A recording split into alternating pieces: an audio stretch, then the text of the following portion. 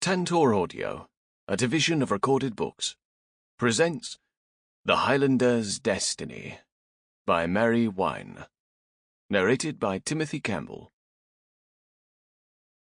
Chapter 1. She'd been promised since she was 5. Normal, expected, her duty. Cora curled her lips in disgust. But even as her temper flared, she couldn't quite sink into her own thoughts and take solace in believing she was right to be so outraged. Would you prefer a family that never thought to secure your future? It was a valid question, one she'd be very foolish to ignore the validity of. Her father had negotiated a match for her, which would ensure she had a fine roof over her head and food in her belly, even in the dead of winter. Her children would know security, and she'd never feel the bite of desperation. Not all daughters were blessed with such fortune.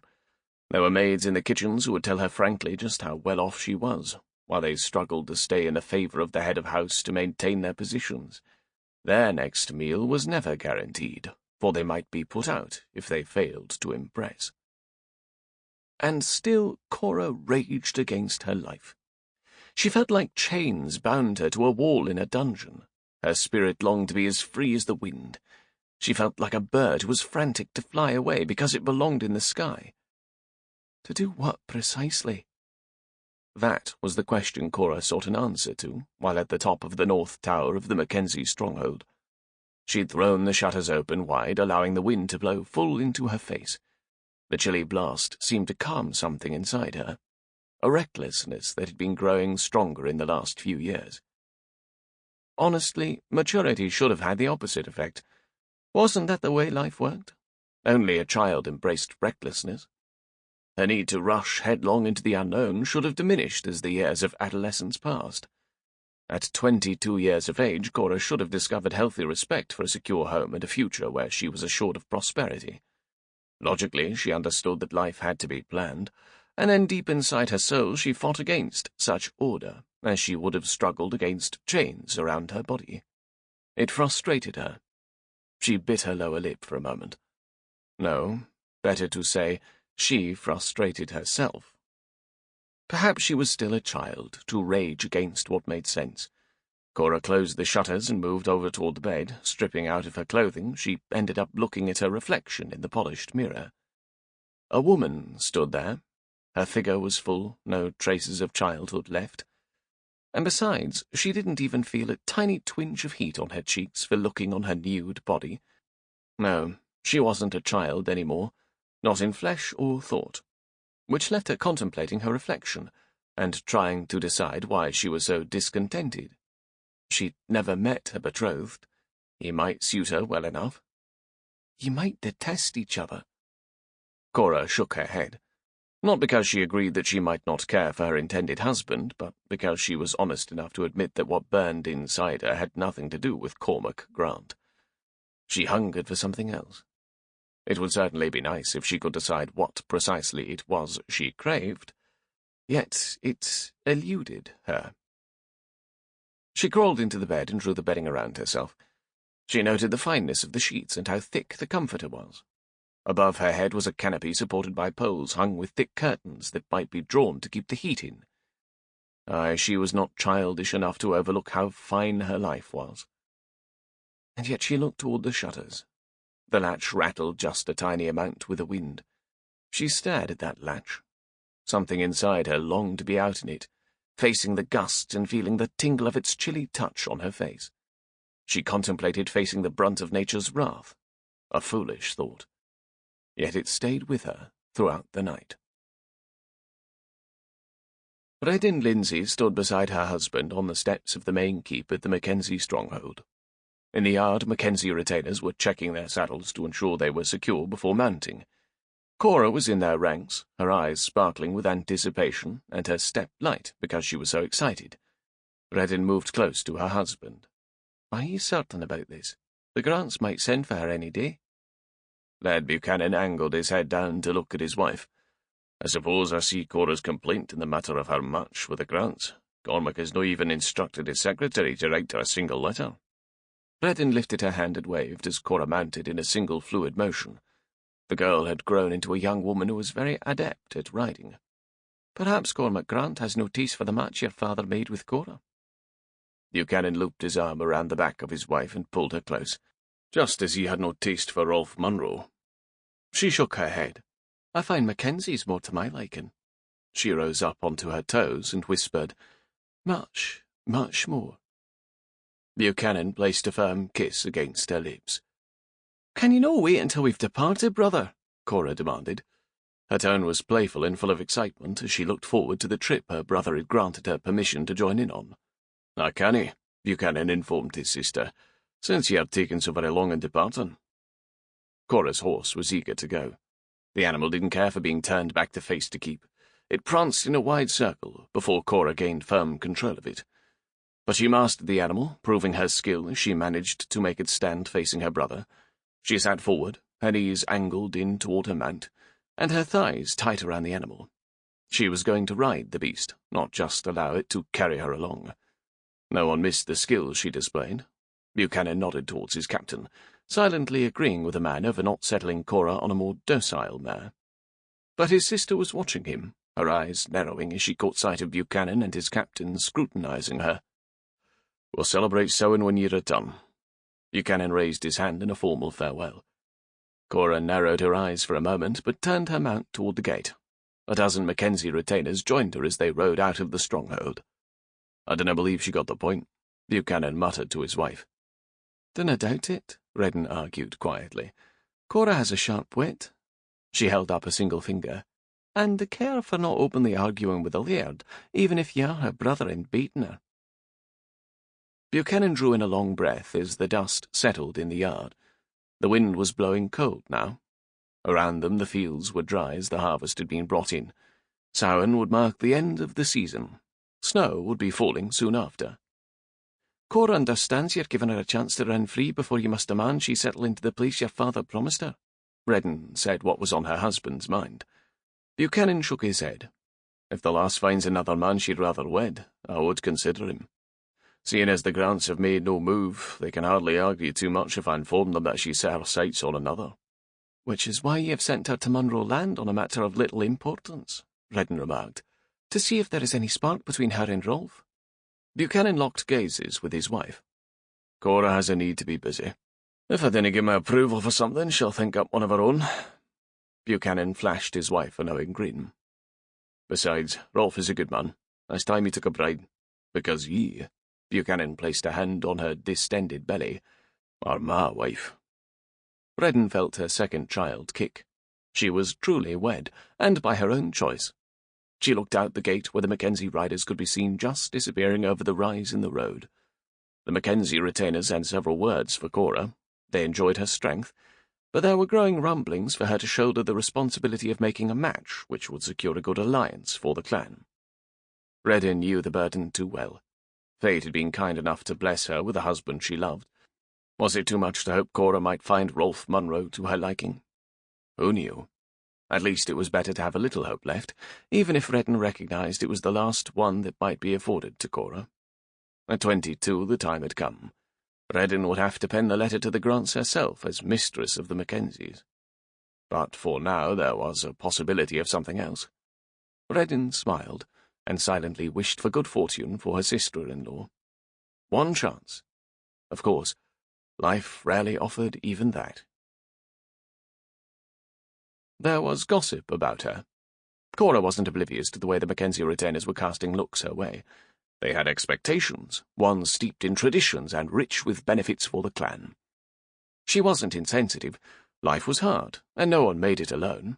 No matter how enticing the idea of pitting oneself against fate and life might be, it was something that only happened in songs and legends. Real life required working together.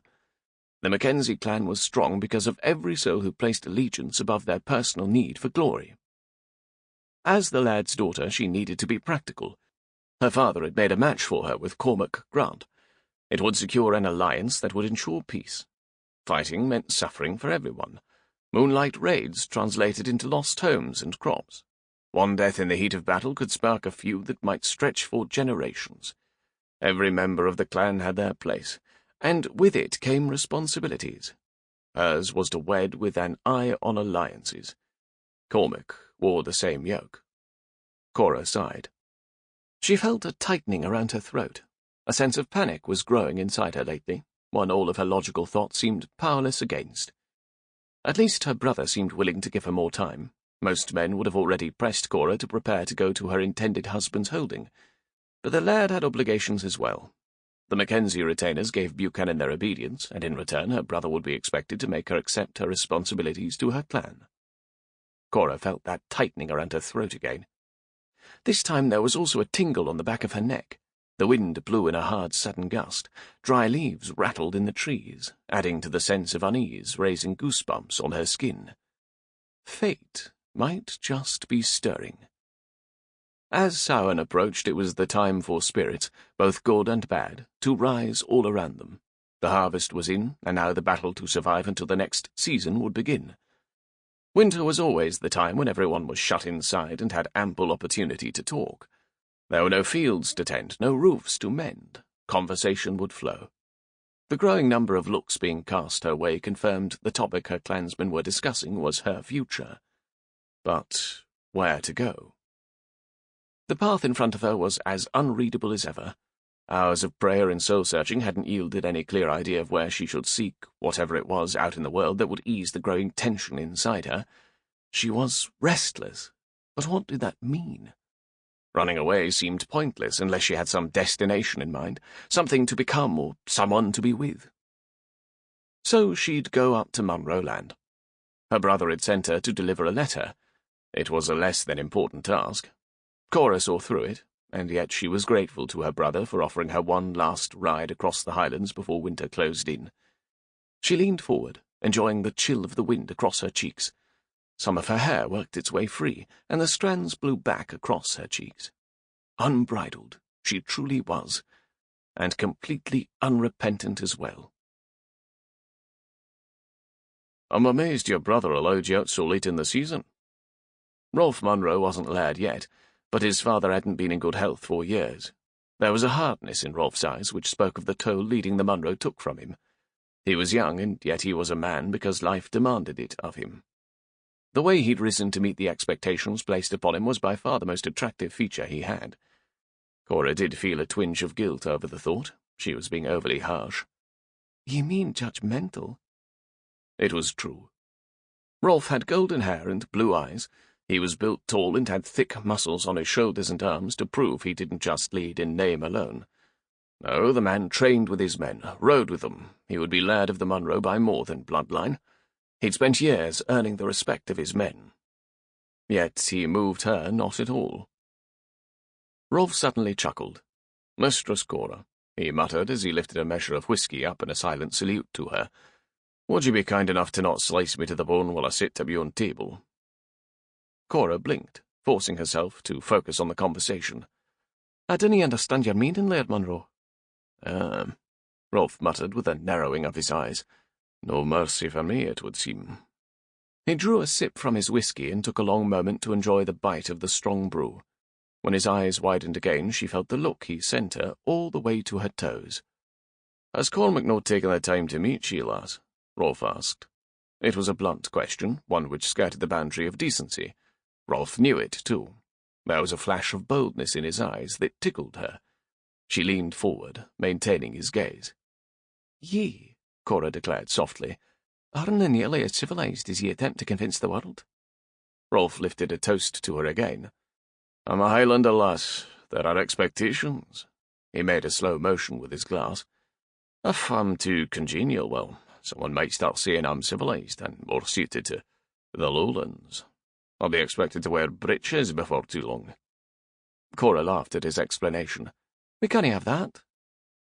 She tossed the last of her whisky into her mouth before setting the cup down with a solid sound on the tabletop. It earned her approving looks from Rolfe's men. The Mackenzie retainers didn't miss it either. The men were contemplating what a fine match she and Rolfe were, and how it would keep the peace between their clans solid as stone. That damned feeling was back around her neck. Her clansmen were doing a good job of appearing to ignore her and Rolfe while noting every last detail of the meeting, and the Munros were doing precisely the same thing to Rolfe. She saw the glitter of frustration in his eyes as he maintained a perfect position in his chair, and never allowed his gaze to drop lower than her chin. She battled the need to make an excuse and leave the high table before she'd afforded the meeting enough time to give it a fair chance of success. If she failed, the Munro would have a reason to accuse her of slighting their hospitality and their lad's son. What was wrong with her? She forced herself to look at Rolfe Munro. There was nothing so horrible about the man. He wasn't twice her age or swimming in the fat of excess.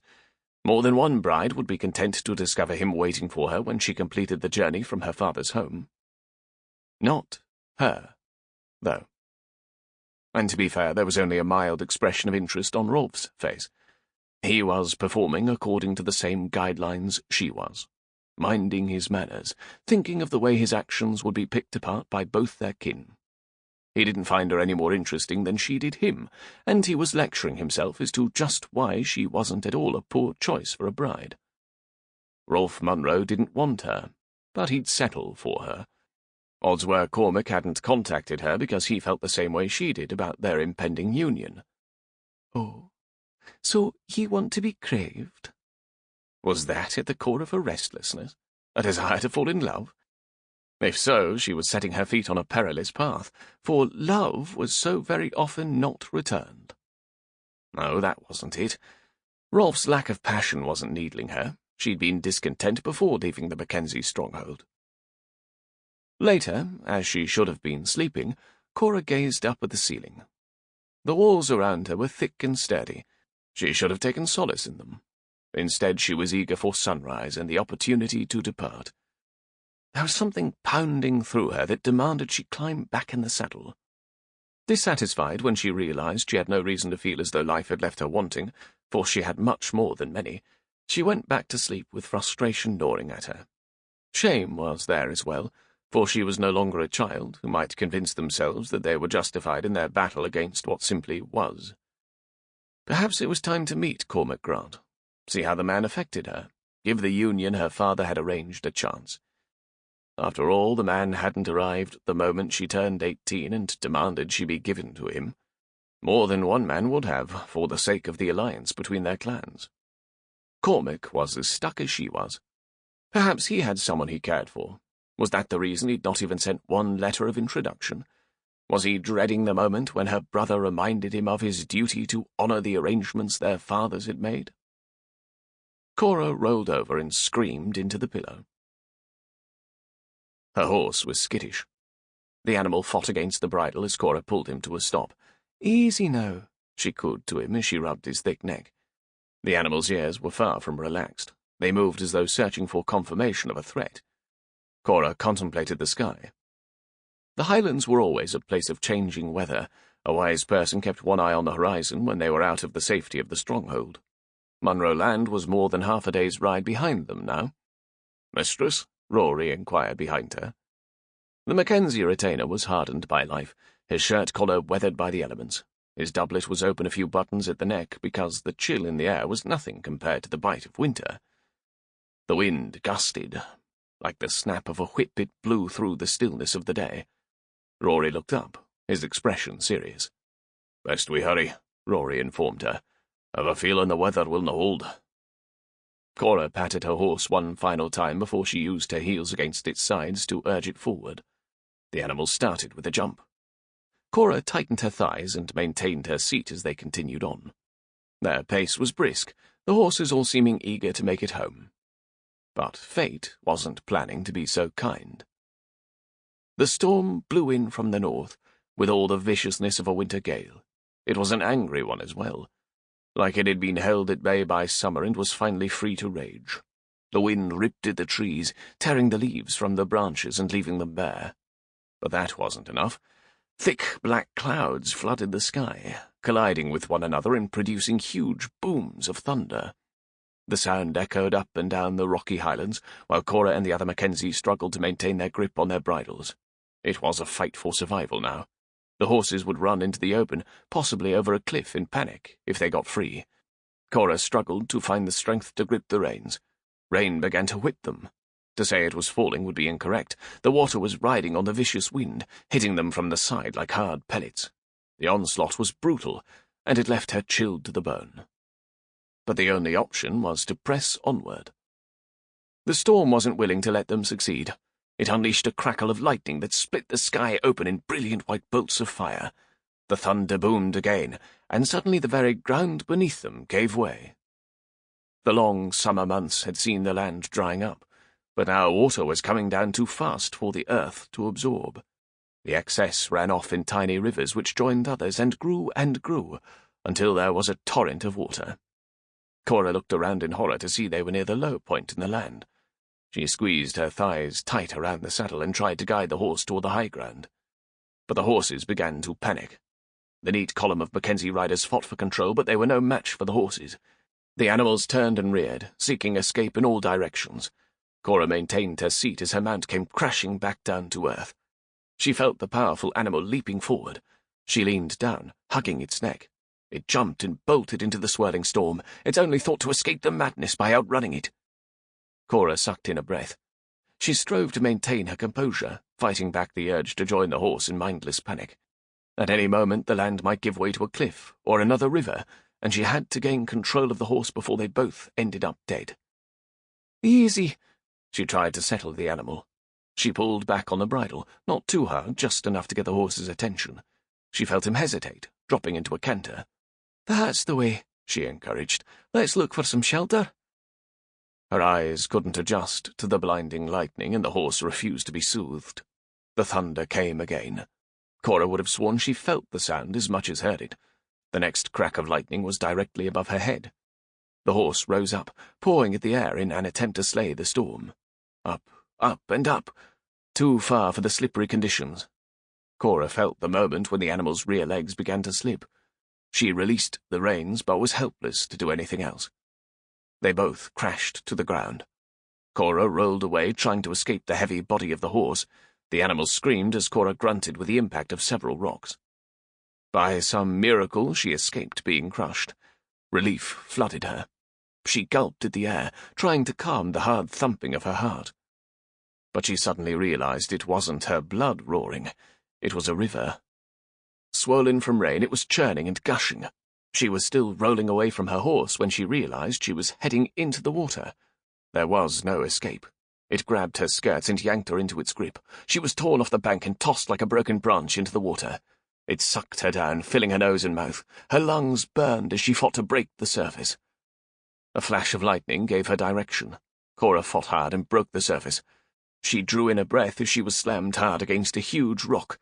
She clawed at it, but the surface was slimy with moss, and the power of the current carried her right around it and beneath the surface once again. The fight went on. She felt her muscles burning as she continued her battle. Each breath cost her strength, but every gulp of air also provided her with hope. The need to survive was the only thought in her mind. It was a pulsing demand she made of herself. She fought harder, but felt her strength waning. The current forced her head down, leaving her immersed in a watery world where she couldn't find any means of deducing which way was up. Cora felt the lack of air stealing her consciousness. Wasn't it especially cruel of fate to allow her to notice her life slipping away? No, it was a beacon of hope. She wanted her life. Every last second of it was worth fighting for. She pushed against a rock and shoved off in a direction she hoped was up. A flash of lightning was her reward, and she broke through the surface of the water. She clawed at a rock, finding one that was no bigger than her hand. She grasped it with her fingers, fighting against the chill in her flesh, willing herself to hold on as she kicked and flailed. The side of her face landed on the sand. She choked and spat out a mouthful of water, but gained a second breath and then a third. The burning in her lungs started to subside, making way for a blistering hot rise of pain from her arms and legs. It was so intense, she felt her breath freeze in her chest. No, she would draw breath. Cora sucked in air and gritted her teeth against the rise of pain. She couldn't hurt if she wasn't alive. That thought was a victory. She struggled to her feet, her dress heavy with water. Her legs protested standing, but Cora lifted a fist toward the sky. "Is that all ye have?" she demanded of the churning storm above her. Thunder rumbled in response, a long sound like a growl before the lightning crackled across the dark mass of clouds. The flash of light illuminated the place where she stood, showing her the river roaring by and the sandbar she'd managed to crawl onto. And it showed her the form of a man, standing 4 feet away. Chapter 2. Siren. a fabled creature of moonlight and the sea, something feared and yet sought by sailors as they braved the ocean and challenged fate's unyielding mercy. The storm was vicious. Faolan bared his teeth and soaked in the raw violence of the night. Behind him the two towers of his home held against the onslaught of the fury of the storm, standing firm against the elements as they had for over a century. His own flesh wouldn't persevere as well. Faolan didn't let the morbid thought disturb him. He was accustomed to being lacking, or at least being told he didn't measure up to the expectations of the world around him. He enjoyed the struggle life presented. Strength came from refusing to buckle beneath everything fate threw at him. Tonight, fate tossed a siren onto the rocks at his feet. He was drawn to her just as completely as the sailors of myth and lore. But she surprised him because instead of attempting to tempt him close with lyrical enticements, she bared her teeth and faced the storm. "Is that all you have?" she demanded. The sky rumbled with an answer, growling at her like a hungry bear. The lightning flashed, affording him a view of her face.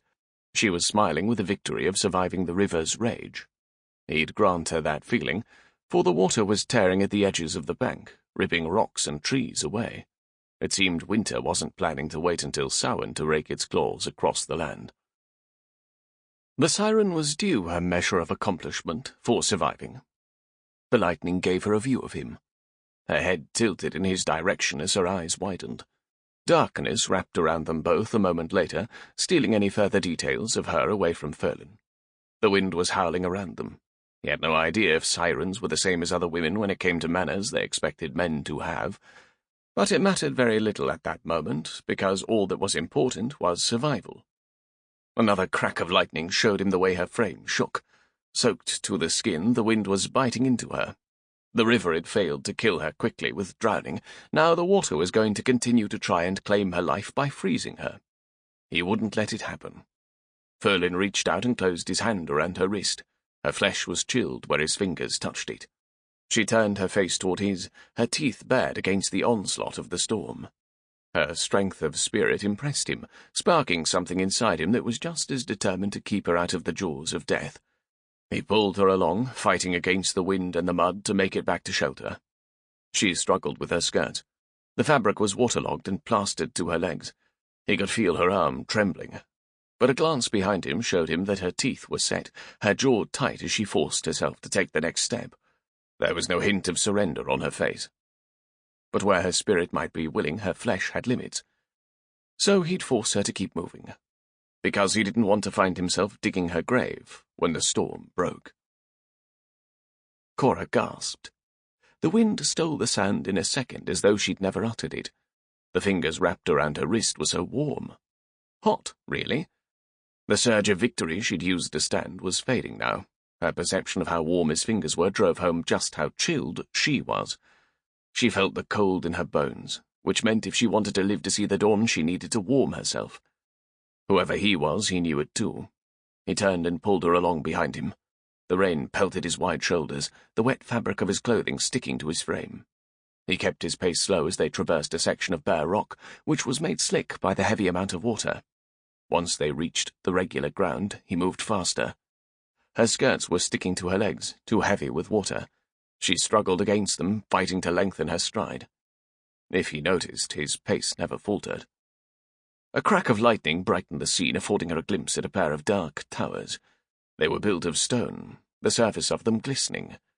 Whoever he was, he must have called them home, for he moved toward one with steady purpose.